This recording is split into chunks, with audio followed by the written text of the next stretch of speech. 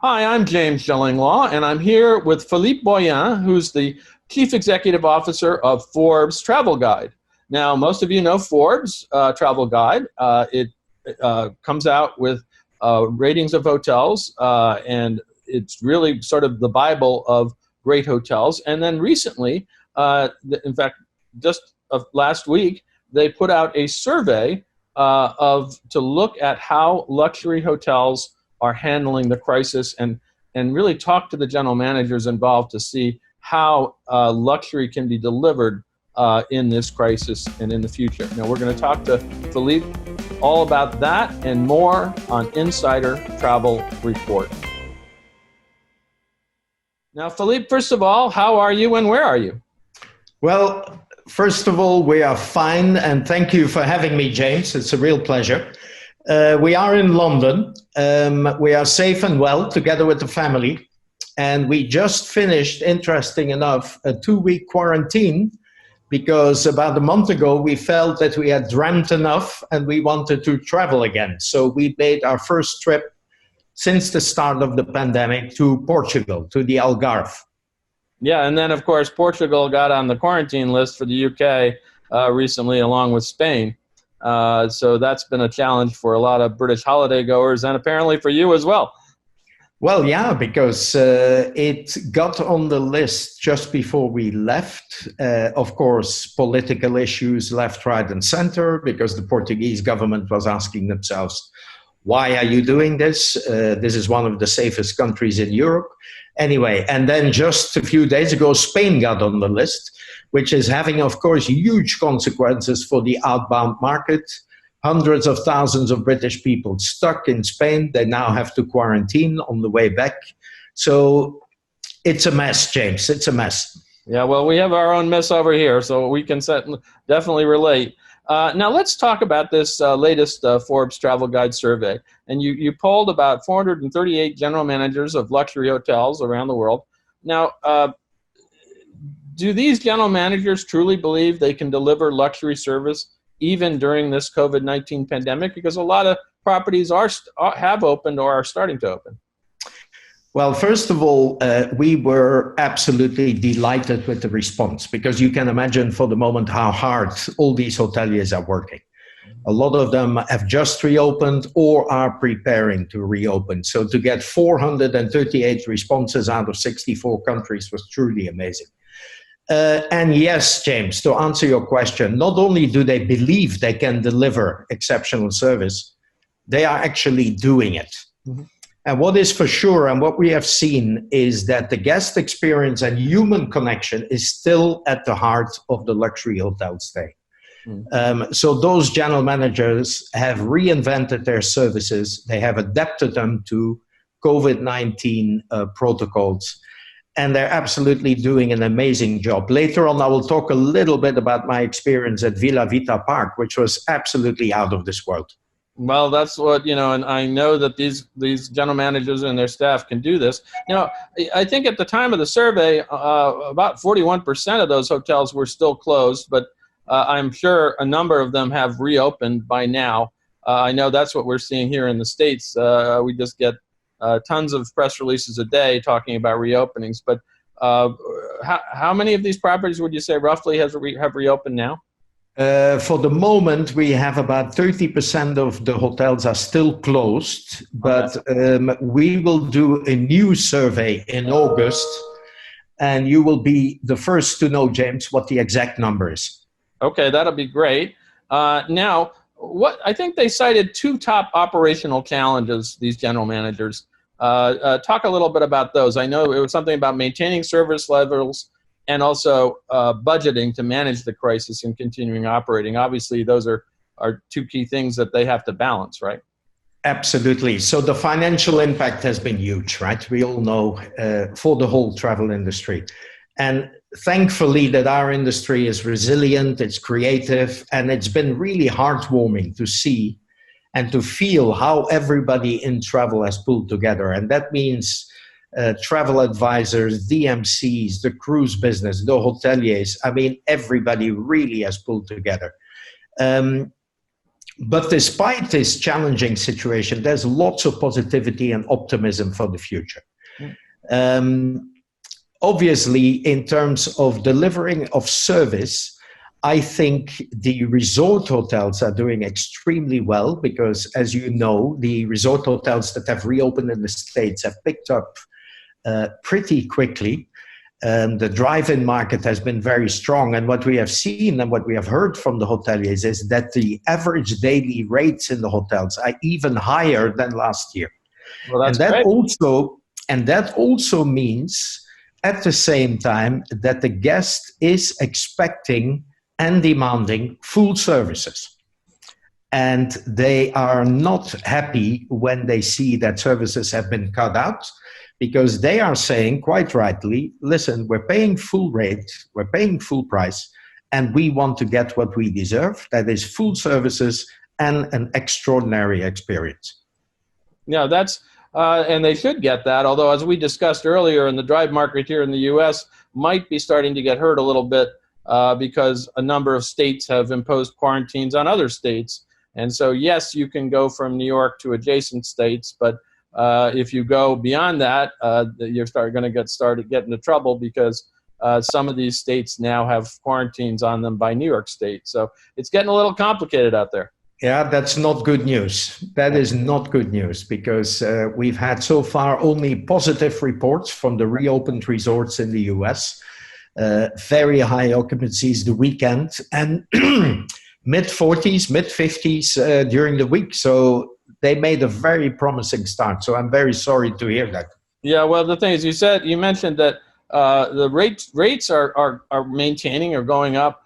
The question always is occupancies, and part of that is maybe designed because I don't know, according to the new health and safety protocols many of these properties have been in, one of those protocols may be reduced occupancy so you can have more social distancing, I would think, correct?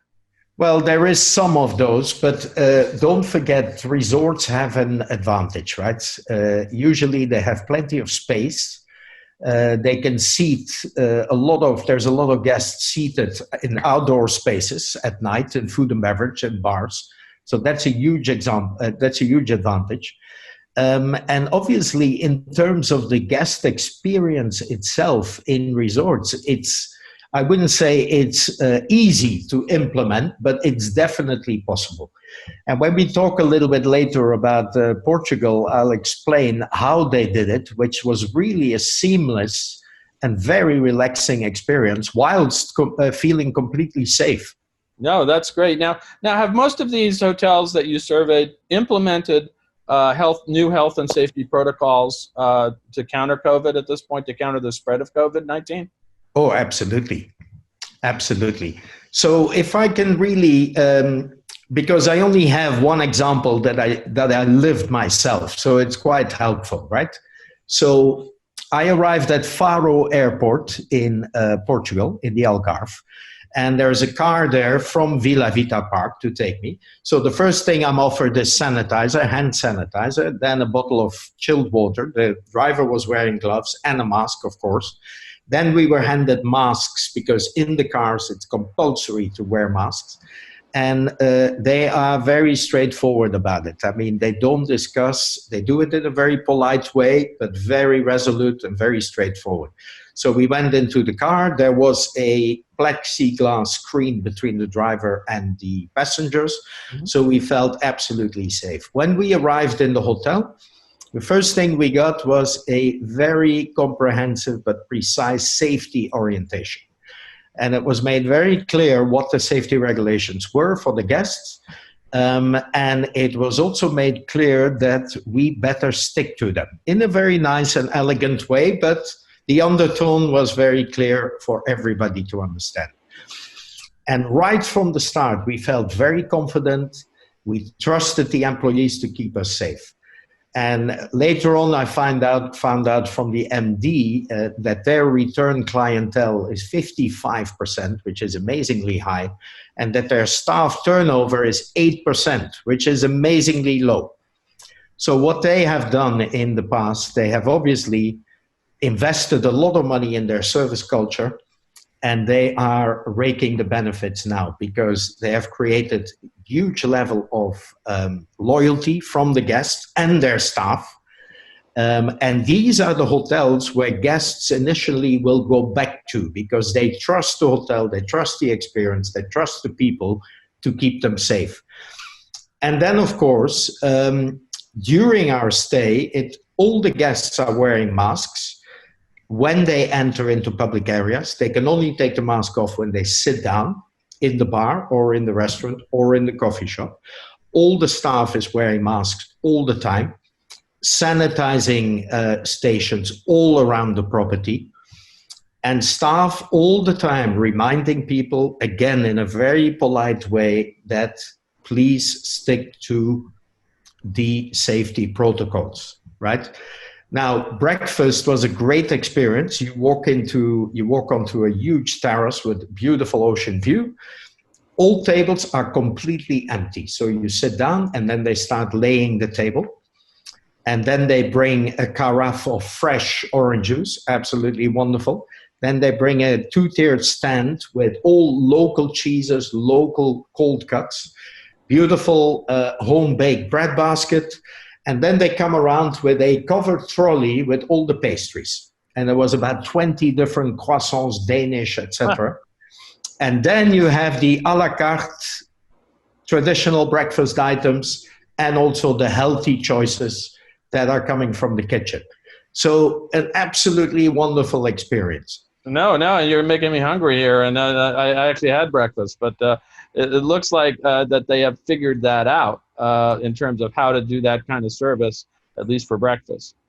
They did it very well. And they have 8 restaurants on property, and it goes from a 2-star Michelin all the way to a very traditional Portuguese restaurant. And in every restaurant, it's the same. They respect social distancing. Everybody's wearing masks, all the waiting staff.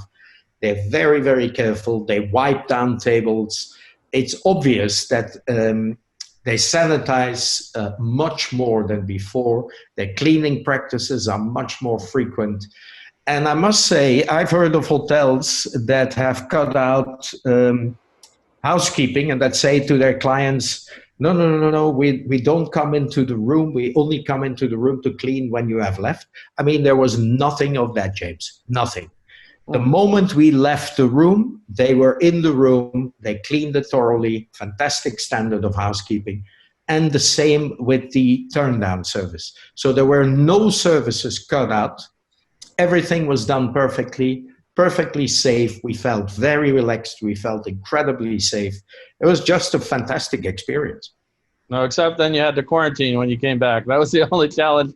And you didn't have, and I'm sure you're not getting platters of croissant and fresh orange juice every morning now. No, that's true. But I mean, London is not the worst place to be quarantined, right? Oh, practically everything is brought to your door. That is absolutely true. Now, I did want to follow up on one thing you said. What has been the response of guests and what you saw? Do they all, you said that there was kind of luxury enforcement about the protocols, but do they all want to abide by the new health and safety protocols, including possibly wearing masks?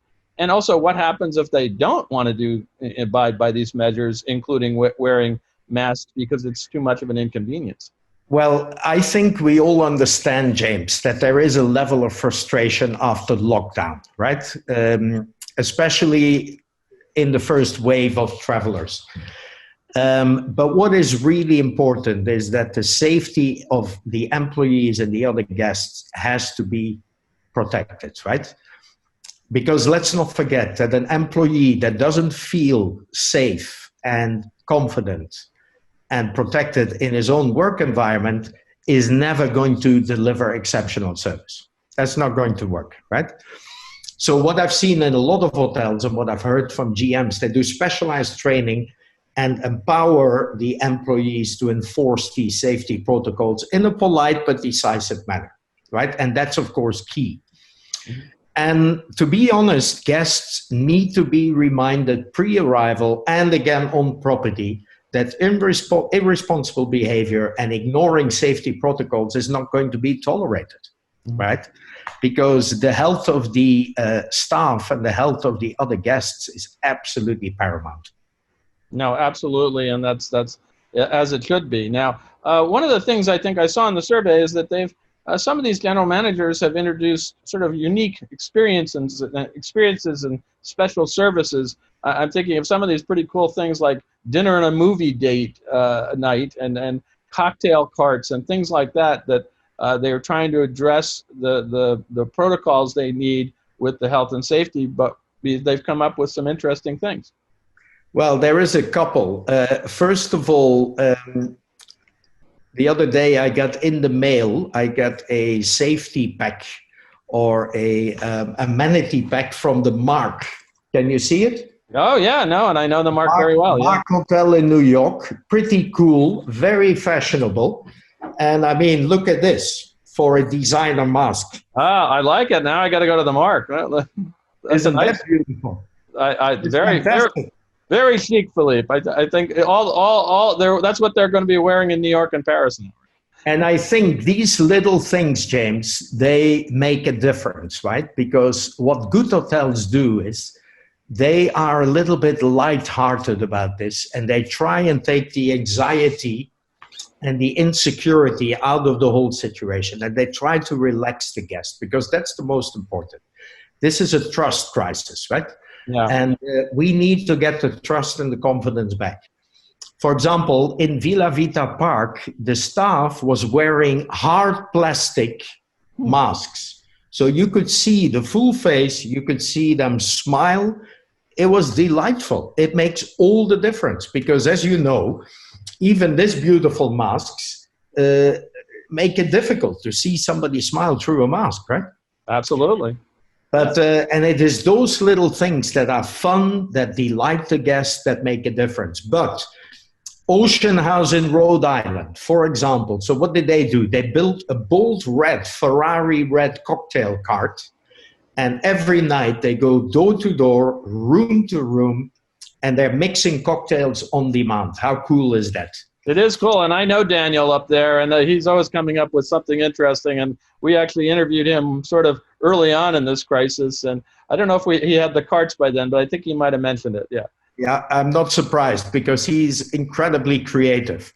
And then the Houstonian Club and Spa, Hotel Club and Spa, they turned their 400 capacity ballroom into a theater for only 26 couples. So they have created a dinner and movie date night, which is also a very cool thing to do. And then there is many of those.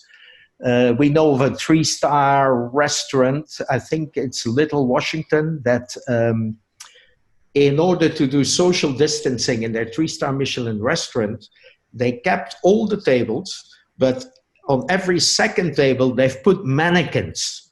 They've put life-size mannequins dressed in 20s, 30s dresses and clothes, which is very cool as a guest. Can you imagine walking into a restaurant like that? I mean, it's amazing. Well, I like that. I like the idea, but part of me would think I'm sort of entered the twilight zone where I'm the only human left. So like, but I guess that's what we have to deal with now. I have seen that. I've heard of that, and actually now here in the States, we're trying to start up sports, and also obviously in England where they're starting up. They just finished the Premier League where they had cutouts of people. Right.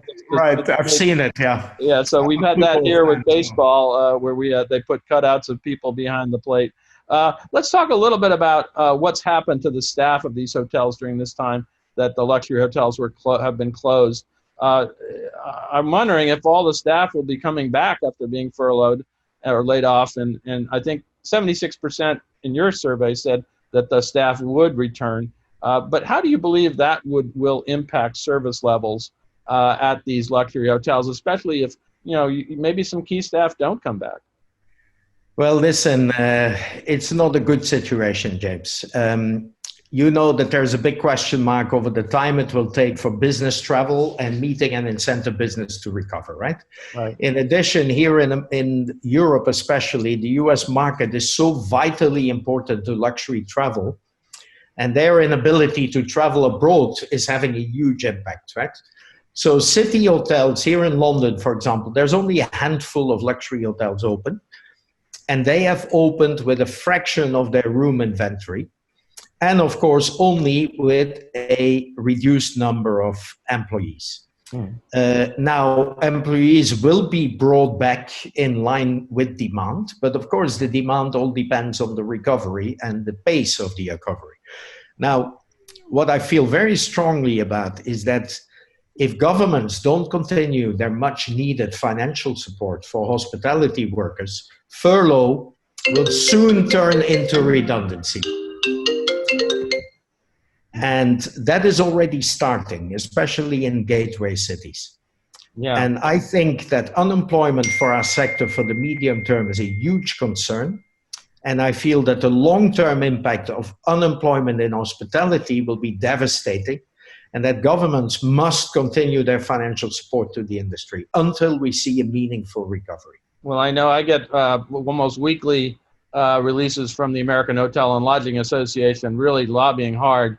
They have their members are up against it, and obviously my audience, travel advisors, are equally having problems and challenges, and some are starting to book for next year, but or have already booked for next year. But it is a huge problem, as you said, and it does affect, if you have some key staff or key hotel staff or even key travel advisors, who are not going to be here at the end of this.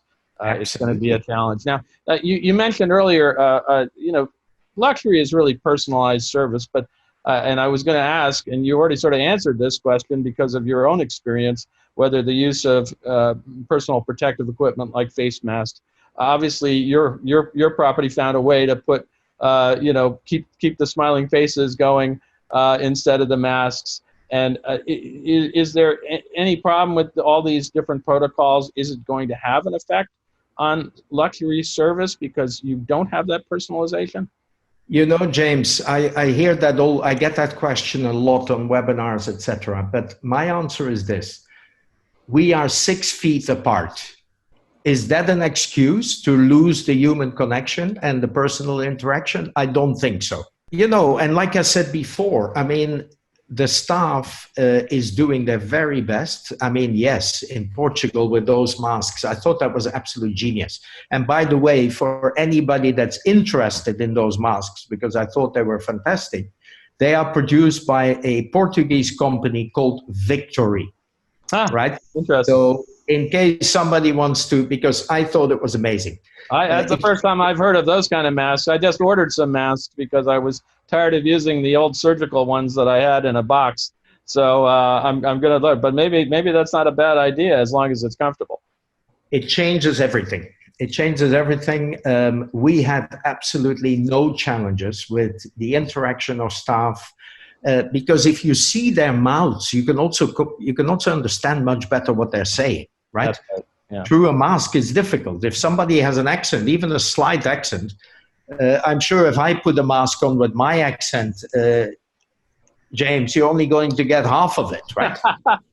No, well, your English is great. I've always, you're absolutely right. Is that to find, when somebody, especially Portuguese, I'm not sure. And they do speak very good English throughout Portugal. It is difficult, and I've had this issue already with waiters and things like that. Now, what do you think? Do you think luxury hospitality is going to look different in this new age? Obviously, we have all these protocols. Is this the new normal of travel, or are we just waiting for everything to maybe get back to what it was? I was pleasantly surprised on my first trip. The first thing I thought after my first day there, and this great feeling of being taken care of, being safe, being relaxed, being everything you can be, basically, I thought, but this is not a new normal. This is an adapted old normal, right? They made the changes so incredibly well. They involved the safety protocols. It was very clear that things had changed. And I think Christian Clerc from Four Seasons says it very well. He says, the guest experience will look different, but it will feel the same. Yeah. And that's basically the best way you can put it. And I think what we have to be careful now is we have to realize that the expectations of every guest are going to be different, right? There is different levels of anxiety, of uncertainty with every guest.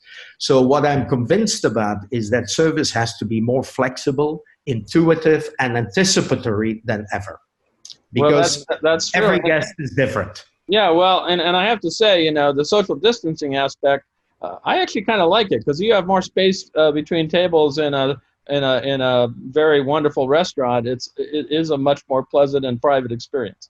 Absolutely. And you don't have to clean your glasses so often. That's absolutely true. Now, overall, how do you think, as this crisis, we move through this crisis, whether we get vaccines or anything else, how long do you think it's going to affect luxury hospitality? I mean, I'm not, obviously that would make you predicting when it's all over, but well, I've heard what's it going to take? What's it going to take? Well, what's it going to take is a vaccine. Okay. That's what it's going to take, right? I think, to be honest, and I'm a very, very positive person, and I love positivity and hope, but that is not a strategy, right? And I think that until a vaccine is really found, we're in for a roller coaster. A roller coaster of successes and disappointments, right? We all know that the airlines are really the key factor to the recovery, not only for travel, but also for the bigger economy. And unfortunately, the majority of travelers not yet travels by private jet, right? I think the absence of key markets continues to slow down the recovery dramatically. When you're talking about us, right? United States, right? Yeah, absolutely. And I talk about the Middle East, for example. If you see cities like London, Paris, Rome, Milan, without the American and without the Middle East market, I mean, they lose 50% of their business, right? Right. And also without the business and high-end corporate travel market, that's a problem too. Totally. And that's what I wanted to say. So business travel, MICE, when will that recover? That's an even bigger question mark. And that may take a little longer, even beyond. For sure, because every corporation has been affected, and that will probably cause them to reduce their travel and meeting budgets, right? Well, they're all going to go on Zoom like we're on now. Yep. That's the challenge, right? And we are all too familiar now with virtual meetings and the convenience of them, and we're doing it now. And obviously, there is a way that this situation can improve rapidly. But at this stage, to be honest, for me, it's very hard to imagine a meaningful recovery earlier than the second half of 2021.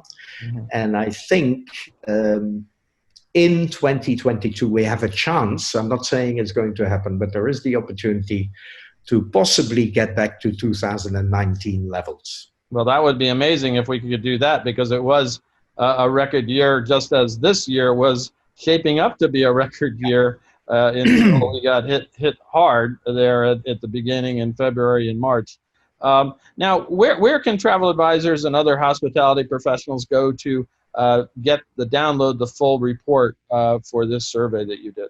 They can go to our website, which is www.forbestravelguide.com/survey.